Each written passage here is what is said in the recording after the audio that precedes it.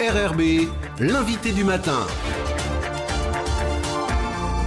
Bonjour Jean-François Bodin. Bonjour Nicolas. Vous recevez ce matin le président de l'agence rurale. Lionel Brinon, bonjour. Bonjour. Merci d'avoir accepté notre invitation au lendemain d'un conseil d'administration de l'agence rurale.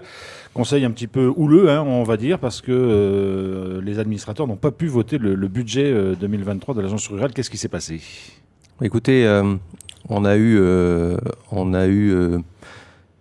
une majorité indépendantiste du conseil d'administration qui a décidé de vouloir mettre à l'ordre du jour le renouvellement de la présidence et de la vice-présidence de l'agence. Ce que je n'ai pas souhaité faire, car j'attends des éléments juridiques pour pouvoir effectivement donner suite à leur demande. Face à cette information, ils ont décidé de quitter le conseil d'administration et donc de ne pas voter le budget 2023. Alors on va revenir sur les conséquences de ce non-vote du budget, mais avant cela, essayons de comprendre pourquoi aujourd'hui ils demandent le changement de président, sachant que vous êtes président depuis 1 an et que normalement c'est un mandat de 5 ans. Non, je suis président de l'agence rurale depuis 2019. Et donc, effectivement, c'est un mandat de 5 ans, mais j'ai été nommé début décembre président de l'OCEF. Et donc, il semble considérer que le président de l'agence rurale ne peut pas politiquement également diriger à la fois l'OCEF et l'agence rurale. C'est politique parce que légalement, il n'y a aucune opposition au fait que vous soyez et président de l'agence rurale et président de l'OCEF. C'est tout à fait politique. Cette présidence a été validée et elle s'est faite dans les règles. Donc il n'y a aucune raison de vouloir la tête du président de l'agence rurale à partir du moment où il est devenu président de l'OCEF. Alors, l'agence rurale n'a pas de budget pour l'instant pour 2023. Qu'est-ce que ça veut dire ? Comment elle va pouvoir fonctionner ? Parce qu'elle aide un certain nombre de secteurs du monde agricole. Comment ça va se passer ? Écoutez, on va se retrouver dans une situation où elle va devoir fonctionner en 12e provisoire à partir du moment où le budget n'est pas voté. Réglementairement, le budget doit être voté impérativement, comme la Nouvelle-Calédonie, avant la fin mars 2023. Et si ça ne l'était pas, donc c'est l'État qui reprendrait la main sur l'agence. Comme pour le budget de la Nouvelle-Calédonie. Comme pour la Nouvelle-Calédonie. Aujourd'hui, vous avez un fonds de roulement qui vous permet d'aller jusqu'où si vous fonctionnez par 12e ? On va pouvoir en interne fonctionner. Donc on repart des chiffres de l'an dernier. Donc on a en gros 250 millions par mois pour fonctionner jusqu'au mois de mars. Le souci que ça va entraîner, c'est qu'il y a un certain nombre de délibérations qui devaient être votées hier et qui donnent lieu ensuite à des conventions annuelles. Et ces délibérations, ces conventions annuelles ne pourront pas être mises en place tant que le budget n'est pas voté, tant que le conseil d'administration ne les a pas votés et le budget voté. Et en cascade, c'est les subventions, notamment aux associations et à nos partenaires, qu'on ne pourra pas verser. Et derrière, il y a des emplois. Enfin, vous pouvez nous donner des exemples, par exemple, de ces partenaires qui sont aidés par l'agence rurale ?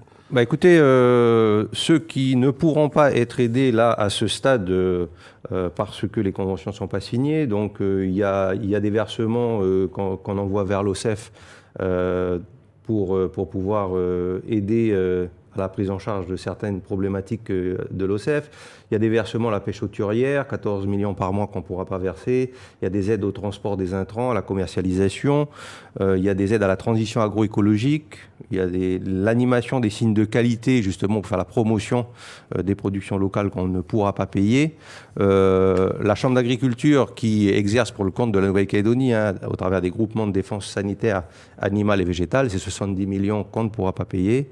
La Technopole, les réseaux d'épidémiosurveillance crevettes, on en a parlé il y a quelques jours, et réseau d'épidémiosurveillance pour les abeilles, c'est 20 millions qu'on ne pourra pas leur verser. Le CREA pour les essais, pareil. Arbofruits qui assure la surveillance mouche des fruits pour le compte de la Nouvelle-Calédonie, quasiment 12 millions qu'on ne pourra pas payer. Le soutien à Bio-Calédonia qui fait la promotion des cultures biologiques, Repère qui accompagne les producteurs, l'EDEC et le GEPR pour les animaux. C'est des subventions là qu'on ne peut pas verser tant que le budget n'est pas voté. Est-ce que c'est définitif ? Est-ce que vous pensez que les membres indépendantistes du conseil d'administration de l'agence rurale vont rester sur cette posture ou finalement il y a possibilité que les choses bougent d'ici la fin mars 2023 pour l'adoption du budget? Mais j'espère que les choses vont pouvoir bouger. Moi, de mon côté, j'attends effectivement l'avis du président du tribunal administratif, parce que les statuts sont pas clairs. On a un règlement intérieur qui est très clair, mais des statuts qui sont assez flous. Donc, j'ai demandé l'avis de la direction des affaires juridiques de la Nouvelle-Calédonie. J'ai demandé l'avis de la direction des affaires juridiques de la province sud, parce que je suis élu de la province sud, président en tant qu'élu de la province sud. Et j'ai demandé donc à ces deux directions de demander au président du gouvernement et à la présidente de la province sud, au regard de l'article 206 de la loi organique, de questionner le président du tribunal administratif pour nous expliquer les choses, parce que le règlement intérieur précise que le président est élu pour 5 ans, l'article du statut ne précise rien, donc moi j'ai besoin d'être rassuré dans les décisions que je vais prendre, mais avec les indépendantistes, j'espère qu'on va pouvoir continuer à discuter, notamment avec le membre du gouvernement avec qui jusque-là on travaillait bien, pour pouvoir débloquer cette situation et rassurer l'ensemble de la profession. Si la situation devait continuer à être bloquée comme ça, vous êtes prêt à lâcher votre poste pour permettre à l'agence rurale de fonctionner, ou est-ce que vous craignez des politiques mises en place derrière qui soient un petit peu différentes de celles que vous aviez installées? En responsabilité, je souhaite qu'on puisse trouver une solution, parce que l'agence rurale, comme l'OCEF, sont des outils de la Nouvelle-Calédonie au service des 3 provinces. Et jusqu'à présent, l'ensemble des décisions qui ont été prises dans le conseil d'administration que je présidais ont toutes été prises à l'unanimité. C'est pas sur le fond, c'est pas sur la gouvernance et sur les décisions qui sont prises qu'il y avait un souci. C'est simplement une posture politique par rapport à la présidence de l'OCEF. Donc j'espère que les choses vont s'apaiser, qu'on va trouver un chemin intermédiaire. C'est pour ça que je souhaitais hier lancer la discussion entre nous sur leur positionnement avant de décider de lancer l'élection. Mais j'espère qu'on pourra trouver une solution avant le mois de mars, bien entendu, parce que l'agence rurale est chargée de la régulation des importations aussi. Et donc, il ne s'agit pas de mettre en péril l'ensemble du développement économique de l'agriculture calédonienne et de mettre aussi en souffrance les consommateurs par des décisions de politique politicienne que j'ai toujours, moi, dénoncées de mon côté, considérant que l'agriculture ne devait pas rentrer dans ce débat de politique politicienne.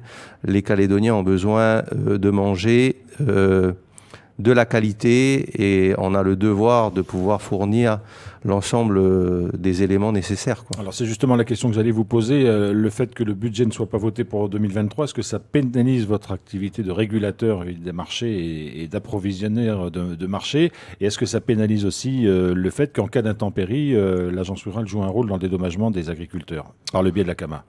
Donc, sur le premier aspect, sur la régulation, non, on va pouvoir continuer à travailler avec les grossistes et avec l'ensemble de nos partenaires pour gérer au mieux l'ouverture ou la fermeture des importations en fonction des productions locales. Et sur le deuxième aspect, effectivement, la CAMA. Donc, en fonctionnant en 12e, on n'a déjà pas fini de payer les calamités de 2022. Et s'il devait y en avoir entre janvier et mars, on aurait qu'en 12e la possibilité de contribuer au refinancement de la CAMA. Lionel Brinon, on est dans une période où la météo est difficile, c'est souvent le cas entre les mois de novembre et les mois de mars. Aujourd'hui, la production calédonienne est très touchée par les intempéries, notamment les pluies de ces derniers jours. Ah ben là, vous l'avez vu, on en parle tous les jours, ça déborde un peu partout en Nouvelle-Calédonie. Hier soir, ça débordait encore à Ouégoua, à Bourail. Donc effectivement, les productions sont impactées. Heureusement, à cette période de l'année, en grande culture et en maraîchage, il y a plus grand chose dans les parcelles, parce que les agriculteurs ne peuvent plus rentrer dans leurs parcelles.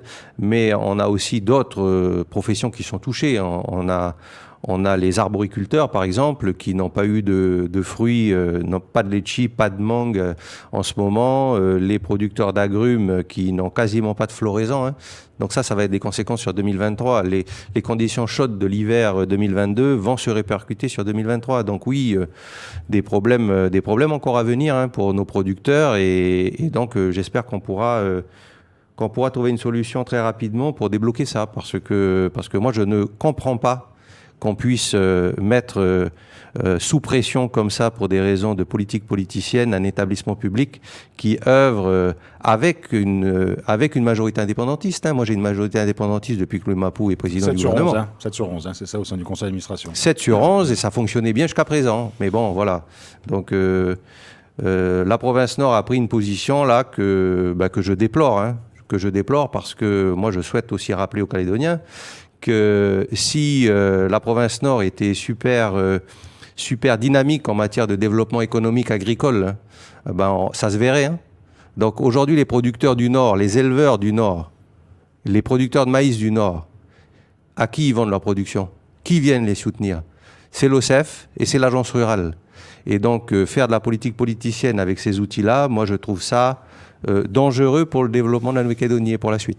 Une dernière question plus conjoncturelle. Lionel Brinon, on entend parler d'une rupture de stock de pommes de terre. Est-ce que vous pouvez rassurer les Calédoniens? Est-ce que c'est vrai d'abord et est-ce qu'il va y avoir des pommes de terre dans les jours qui viennent? Donc, c'est le président de l'OCEF là que j'interroge. Là, c'est le président de l'OCEF, oui. Donc effectivement, et là encore, on voit les conséquences des intempéries. Donc la production locale détruite à 90% en 2022. L'OCEF est en difficulté pour pouvoir approvisionner les étals et donc l'OCEF s'est retourné vers les importations, mais dans la région également, gros problème d'intempéries. Et donc les pays producteurs d'Australie et de Nouvelle-Zélande privilégient d'abord leurs consommateurs. Mais on a un conteneur qui est arrivé hier, on en a encore un qui arrive la fin de cette semaine, on en a 3 qui vont arriver mi-janvier. Et j'espère que d'ici fin janvier, les productions, les informations qu'on a de Nouvelle-Zélande, c'est que les conditions semblent un peu s'améliorer. Donc ils devraient pouvoir, eux également, augmenter la part de récolte qui est encore au champ et donc nous fournir en pommes de terre. Mais normalement, à partir de cette semaine, il devrait y avoir quelques pommes de terre d'importation d'Australie qui arrivent et semaine prochaine ou semaine d'après de métropole. Merci beaucoup Lionel Brinon, président de l'agence rurale et président de l'OCEF, d'avoir été notre invité ce matin. Merci, je vous remercie.